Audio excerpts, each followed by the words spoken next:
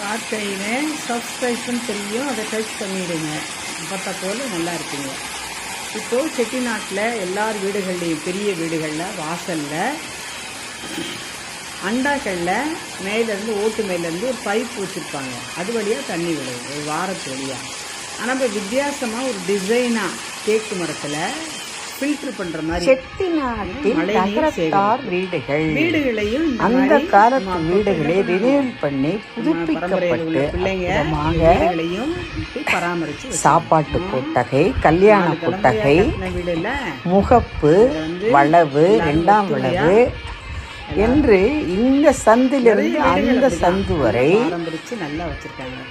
அற்புதமாக அருமையாக Belgium கண்ணாடிகளும் Burma தேக்குவும் சௌரியமா இருக்குன்னு அங்கே இருந்துராம முன்னோர்கள் பார்த்து பார்த்து 2 வருஷத்துக்கு ஒரு தடவை ஒரு 4 தலைமுறையாக பாதுகாத்து வைத்திருக்கும் பிள்ளைகளை முன்னோர்கள் வாழ்த்துவது தானே வீடுகள் இப்படி இருக்கின்றன. அற்புதமாக பார்க்கையிலே சப்ஸ்கிரைப்னு தெரியும், அதை டச் பண்ணிட்டு பாருங்க. எப்படி பாருங்க அந்த அலங்கார விளக்குகள், நிலைகள் எத்தனை நிலையில் எத்தனை அடுக்குகள், உத்திராட்சம் போன்ற அமைப்புகள், கட்டிப்பிடிக்க முடியாதபடி அற்புதமான தூண்கள்.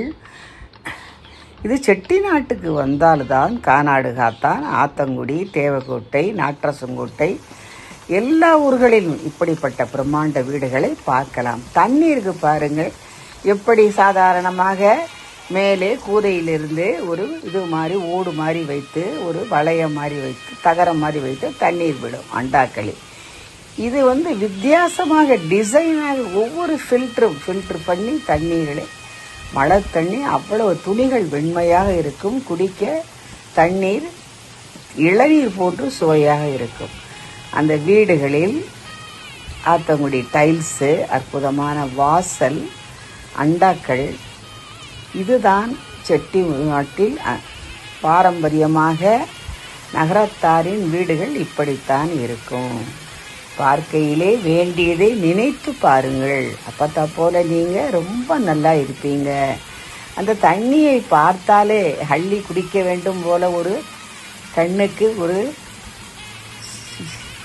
நல்ல ஒரு காட்சியாக, அருவி போன்றும் சுவையாகவும், நாமே அங்கு போய் நின்று அந்த வாசலில் விளையாடுவது போலவும் ஒரு கற்பனை